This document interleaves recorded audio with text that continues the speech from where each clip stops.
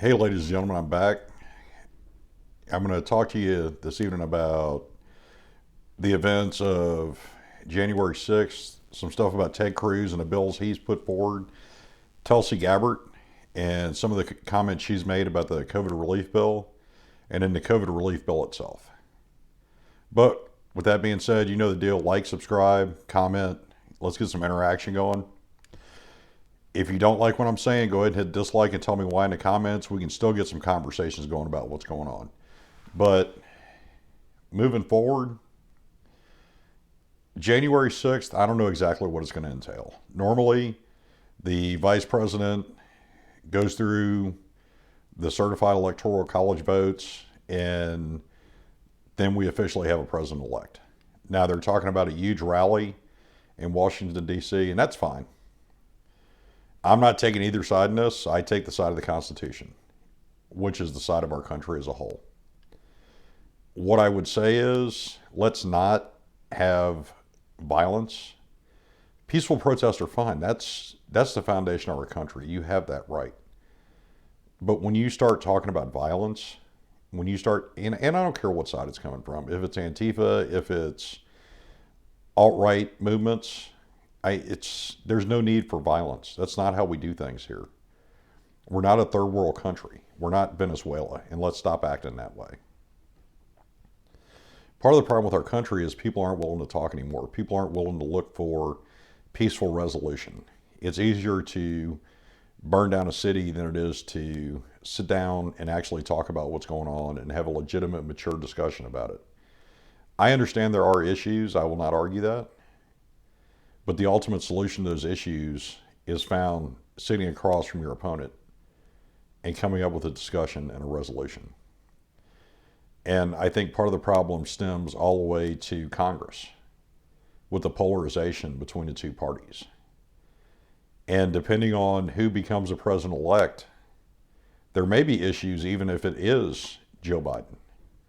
Because as he's naming members of his cabinet, some of these progressive movements that supported him and helped get him elected, they're not being named to the cabinet. So there may still be issues. But the advantage to the nation as a whole, people like Nancy Pelosi will be out of a job. Because now the progressives can actually reach across the aisle and look at some of the Republicans and go, hey, we don't want Nancy either. So if you support this candidate, then we can move forward. And that's a start. It's not a perfect solution, but it's a start. Now, speaking of Congress, Ted Cruz in the Senate has put forth a bill to enact term limits for representatives and senators for a maximum of 12 years. Will it get approved? No, it probably won't even make it to a floor vote if you want an honest answer. What I will say is there are arguments on both sides about term limits. They'll talk about how the problem with term limits is it takes so long to learn what's going on and to actually start accomplishing things. And arguments I've heard in Missouri when I worked at the Capitol were term limits led to lobbyists having a little bit more power because they understand how things get done. What I will say to that is, fine. If you can't get it done in 12 years and you're not going to get it done, and fine, we have people that don't know what they're doing. Could they do any worse than the people we have now? I don't think they can. I think if we turn over a third of the Congress every 2 years, it could not possibly be any worse or any more of a do-nothing organization than they are now. And they prove that every single year by their failure to actually complete a budget. Which Tulsi Gabbard actually came out with this Omnibus spending bill and the COVID relief bill combined, complaining that $600 wasn't enough for the American people, which I 100% agree with. And so did the president when he said make it $2,000.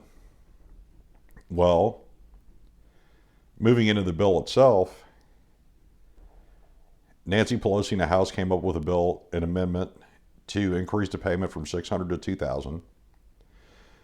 The Senate, Mitch McConnell said, no, we're not going to do this. I'm going to send you a bill for $2,000 with the repeal of Section 230, which controls how lawsuits can be filed over the likes of Twitter and Instagram and Facebook, and a committee to investigate election fraud, which is probably not going to get voted for in the House. And in the end, the American people will pay. They're paying lip service to each other. What they're not doing is their jobs for the American people or constituents, which goes back to term limits, which means if you spend 40 years in Washington, what are you actually accomplishing at that point? You've lost touch. You may have been upper middle class when you were elected, but 40 years later, you're a multimillionaire. And Bernie Sanders is a prime example. When he talked about the millionaires and the billionaires, well, now he's a millionaire, so now it's just the billionaires. They don't go there. They're not supposed to go there to enrich themselves. They're supposed to go there to look out for the American people. Now, with the Omnibus combined with the COVID relief bill, each American citizen, each family will get $600 per member, which is a great thing. $2,000 will be better. I mean, we're just printing money and giving it away now, so $2,000 is actually much better because people have rent to pay, they have food to buy, they have tuition bills, they have car payments, they have insurance payments. Let's be honest, the American people need this money. Some of these states that are going into their second lockdown, small businesses have been destroyed and they're not going to come back. So people need this money just to survive. It's not so they can go out and buy something stupid. It's survival at this point. But we're going to give Pakistan $10 million for gender studies. The issue with gender studies in Pakistan is, for the last 3 decades, they've been one bullet away from becoming an Iranian-style theocracy. So that $10 million is going to go nowhere because the Pakistanis are never going to accept gender the way we do in the United States or the way they do in Europe. It's never going to happen. So that's $10 million wasted. I understand the use of soft power. And the explanation of soft power, if you don't know, is foreign aid. That's where we give money to other countries to help support their military, to help support programs. And many times it does benefit us as a country.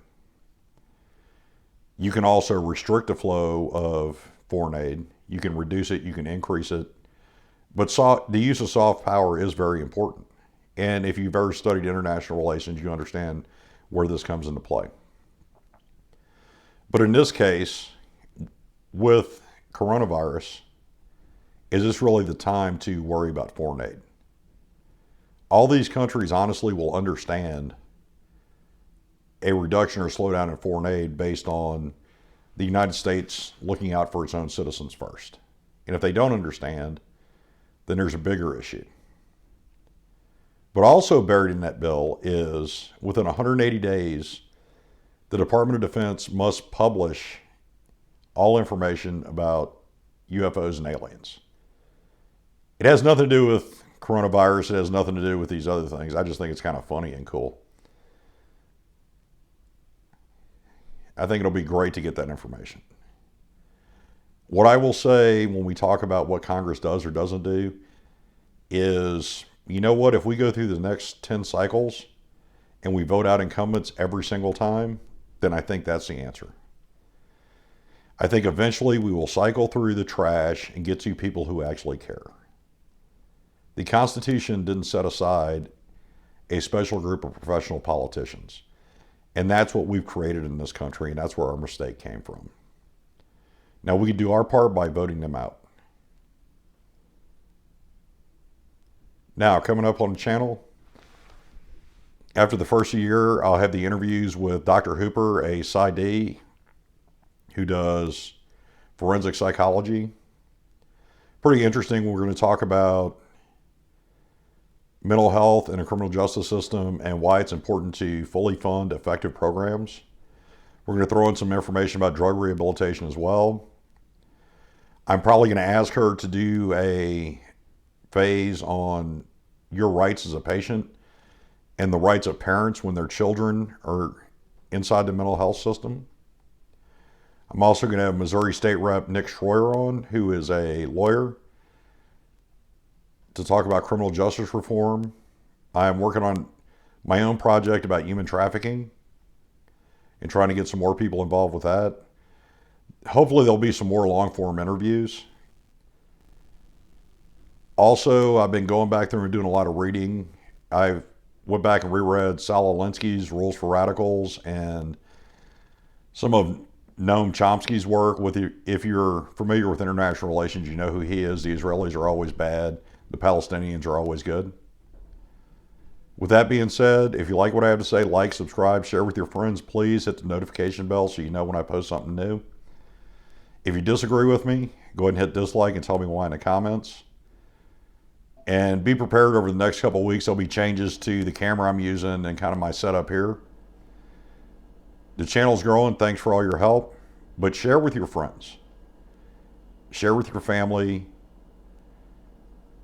And the biggest thing is, there's two statements I want to end this on. Question our leaders and what they do. Question them at every turn. And two, my stolen phrase that I love, be the change you want to be. Or be the change you want to see. With that, everybody have a good evening.